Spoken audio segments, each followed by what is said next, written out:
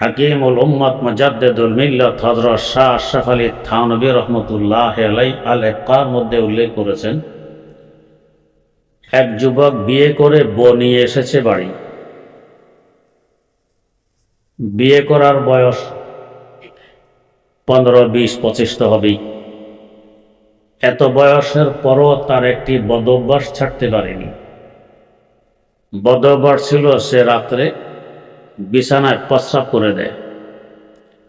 এতে করে স্ত্রী লজ্জা পায়, মানুষ বলা বলি করে অমুকের স্বামী বিছানায় প্রস্রাব করে। দেশীয় ভাষায় বলে বিছানায় মুতে। এতে করে লজ্জা পায়। নতুন স্ত্রী শরমে ভরমে কিছু বলে না। কিছুদিন যাওয়ার পর একদিন শুইতে এসে বলল, আপনি এটা কি করেন? কি এত বয়স হয়ে গেছে এখনো বিছানায় প্রস্রাব করেন?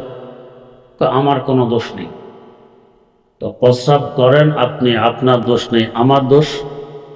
না, তোমারও দোষ নেই। তো কার দোষ? তো আমার যখন প্রস্রাবের ব্যাগ হয়, আমি দেখি একজন বুড়ো মুরব্বী হারিকেন হাতে করে আমাকে প্রস্রাব করাইতে নিয়ে যায়। আগের যুগে প্রস্রাব পায়খানা থাকতো বাড়ির অদূরে বাইরে, ঘরের ভিতরে নয়। এখন তো জমানা উল্টে গেছে। আগের যুগে পায়খানা প্রস্রাবের প্রয়োজন পড়লে দৌড় দিত বাইরের দিকে। এখন বাইরে থেকে দৌড় মারছে ঘরের দিকে। দৌড় দেও কেন? ও পায়খানা করতে। কোথায়? কয় ঘরে। এখন পায়খানা করে ঘরে। তো এই বেচারাকে বুড়ো লোক হারিকেন দিয়ে নিয়ে যায় বাইরে প্রস্রাব করতে। সে ঠিকঠাক প্রস্রাবখানা নিয়ে আমাকে বলে, বসো, আমি পাহারাদারি করতেছি, সমস্যা নেই, প্রস্রাব করো। সে হারিকেন নিয়ে পিছনে পাহারাদারি করে, আমি প্রস্রাব করি। প্রস্রাব শেষ হলে দাঁড়াইয়ে পিছনের দিকে ফিরে দেখি লোকটি নেই, হারিকেনও নেই। এদিকে আমার কথা বলে সব ভিজে সারখার হয়ে গেছে। তা আমার দোষ নেই, ওই বুড়া লোকটির দোষ। স্ত্রী বুঝতে পেরেছে বুড়া লোকটিকে। আরে এতদিন বলেন নাই কেন? আমরা গরিব মানুষ, এরা চাইলে কিছু পয়সা করে ব্যবস্থা করতে পারে। সামনে যদি কখনো বুড়ো লোকটি আসে, কিছু পয়সা করে চাবেন, আমরা উপকৃত হব। ঠিক আছে। আজকে শোয়ার পর ঘুম এসেছে, প্রস্রাবের ব্যাগ দেখে যে আগের নাই। বুড়ো লোকটি হারিকেন নিয়ে হাজির। চলো প্রস্রাব করাই আনি। যাওয়ার পথে বলতেছে, আমার স্ত্রী বলছে, আপনি চাইলে নাকি কিছু পয়সা করে ব্যবস্থা করতে পারেন। আমরা গরিব মানুষ, ব্যবস্থা করলে তো ভালো হয়। তারে এতদিন বলো না কেন? কত টাকার দরকার? চলো। একে নিয়ে আজকে প্রস্রাবখানায় না গিয়ে নিয়ে গেছে টাকার গোডাউনে। ওই যুগ ছিল কাঁচা টাকার যুগ, স্বর্ণ মুদ্রা, রৌপ্য মুদ্রার যুগ। একটি বস্তা হাতে দিয়ে বলছে, বস্তা দিলাম, কি পরিমাণ পয়সার প্রয়োজন নিয়ে যাও। এই লোকটি বস্তা বোঝাই করছে স্বর্ণ মুদ্রা, রৌপ্য মুদ্রা দিয়ে। সোনার উপর ওজন তো বেশি। যদি 2.5 মণি বস্তাও বোঝাই করে, তো দান হলে না 2.5 মণ হয়, স্বর্ণরূপ হলে তো অন্তত 10-15 মণ তো হবে, আরো বেশি হইতে পারে। বস্তার মুখ বেঁধে দেখে বস্তা তো মাথায় তুলতে পারতেছে না। বুড়ো লোকটি হারিকেন হাতে তামাশা দেখতেছে। এখন বলছে, চাচা মিয়া, এত বড় উপকার করলেন, টাকার গোডাউনে নিয়ে আসলেন, বস্তাও দিলেন, নিয়ে যাওয়ার অনুমতিও দিলেন, আর একটু উপকার যদি করতেন। ওই কি? বস্তাটি একটু মেহরবানি করে আমার মাথায় তুলে দেন। বড় মেয়ে হারিকেন রেখে বস্তা ধরে যুবকের মাথায়। যে নাড়তে পারবে না 10 কেজি, তার মাথা যদি 10 মণ তুলে দেওয়া হয়, অবস্থা কি ঘটবে? পেশাব পায়খানা করে সারখার করে ফেলছে বস্তার চাপে। দুর্গন্ধে স্ত্রীর ঘুম ভেঙে, ইন্নারিল্লাহ, কি করলেন? দুর্গন্ধ করতে গিয়ে বাতি জ্বালা, টাকার বস্তা আছে। তো তাহলে অসুবিধা নেই, আপনি পায়খানা আরো করেন, প্রস্রাব আরো করেন, সমস্যা নেই। বাতি জ্বালায় দেখে কাঁথা বলে শুধু গু আর গু, টাকা পয়সা নেই। তো কই টাকার বস্তা? ও টাকার বস্তা মাথায় নিয়েই তো আমার এই অবস্থা ঘটেছে। বস্তা নাই তো কি করার আছে? এই দশা কেন ঘটল? অনেক বেশি হালগিং মাঝি যদি 5-7 কেজি বস্তায় নিয়ে চলে আসতো, তো হয়তো বেশির থেকে বেশি অন্যান্য দিনের ন্যায় প্রস্রাবই করত। বেশি নেওয়ার কারণে আজ পায়খানা সহ স্ত্রী বলছে ভাই দরকার নেই, তোমার টাকা পয়সা প্রস্রাব করা এটাই ভালো, এই টাকা পয়সা নিয়ে পায়খানা করে বিছানাপত্র নষ্ট করার কোনো অর্থ নেই। আমাদের আদি পিতা সৈয়দেনা হজরত আদম আলা নবিগিনা ও আলাইহিস সালাতু ওয়াস সালাম 7 লক্ষ ভাষায় কথাবার্তা বলতে পারতেন।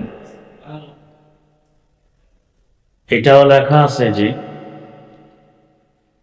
কিয়ামত পর্যন্ত তার সন্তান সন্ততিরা তার আনিত এই 7 লক্ষ ভাষায় কথা বলবে। বর্তমান বিশ্বে প্রায় 13,500 ভাষা ব্যবহার হচ্ছে।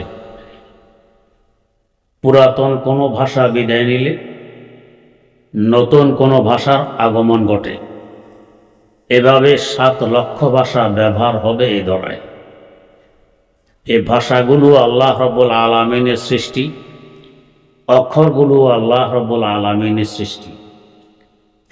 তো আল্লাহ রাব্বুল আলামিন আরবি বর্ণমালার দ্বিতীয় অক্ষর বাকে সৃষ্টি করে জিজ্ঞেস করলেন, বা তোকে আমি নোক্তা দেব, বিন্দু দেব, কয়টি নিবি?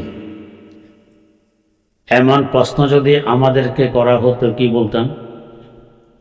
গণনার শেষ সংখ্যা যেটা এই পরিমাণ নিব। কারণ আমাদের তো হালমিম মাজিদ বেশি চাই, প্রয়োজন থাকলেও বেশি, না থাকলেও বেশি। বেশি কিন্তু সব সময় কাজে লাগে না, অনেক সময় ক্ষতিকর হয়ে দাঁড়ায়। তো আল্লাহ পাক বাকে জিজ্ঞেস করলেন, তোকে নোক্তা দিব, কয়টি নিবি? বা উত্তর দিল, আল্লাহ একটি নিবি। এর থেকে কম সংখ্যা তো আর নেই। আল্লাহ পাক পুনরায় জিজ্ঞেস করলেন, বা একটি কেন নিবি, বেশি নিবি না কেন? বড় শিক্ষণীয় জবাব দিল বা, যে আল্লাহ আপনি যে একজন, তাই আমি এককে পছন্দ করি, নোক্তাও একটি নিই। একে হাঁ ও একে গো ও একে জো, আমি এককে পছন্দ করি, তৌহিদ পছন্দ করি। আল্লাহ রাব্বুল আলামিন তার চাহিদার উপর খুশি হয়ে তাকে তার মহাগ্রন্থ কালামে পাকের প্রথম স্থান দিয়ে দিলেন। পাশাপাশি বা আমাদের চোখে আঙ্গুল দিয়ে বুঝিয়ে দিল যে তৌহিদের পতাকাবাহী হও। আমি নির্জীব একটি অক্ষর মাত্র, এককে পছন্দ করার কারণে তৌহিদের পতাকাবাহী হওয়ার দরুন মহাগ্রন্থ কোরআনে কারিমের প্রথম স্থান পেয়ে গেছি। তোমরা তো আশরাফুল মাখলুকা, তোমরা কোরআনে নয়, কোরআনের মালিক আল্লাহ রাব্বুল আলামিনের কুদরতি অন্তরে স্থান করে নিতে পারবে। মাহবুবে খোদা আল্লাহ রাব্বুল আলামিনের প্রিয় বান্দা হিসাবে পরিচিতি লাভ করতে পারবে। তৌহিদের পতাকা বহন করো, শিরক বেদাত থেকে মুক্ত থাকো। আল্লাহ রাব্বুল আলামিন বিসমিল্লাহর বা থেকে আমাদেরকে তৌহিদ শিখার তৌফিক দান করুন। সুবহানাল্লাহি ওয়া বিহামদিহি, সুবহানাকাল্লাহুম্মা ওয়া বিহামদিক, আশহাদু আল্লা ইলাহা ইল্লা আনতা আস্তাগফিরুকা ওয়া আতুবু ইলাইক। আমার আসার কথা ছিল মাগরিবের পরেই।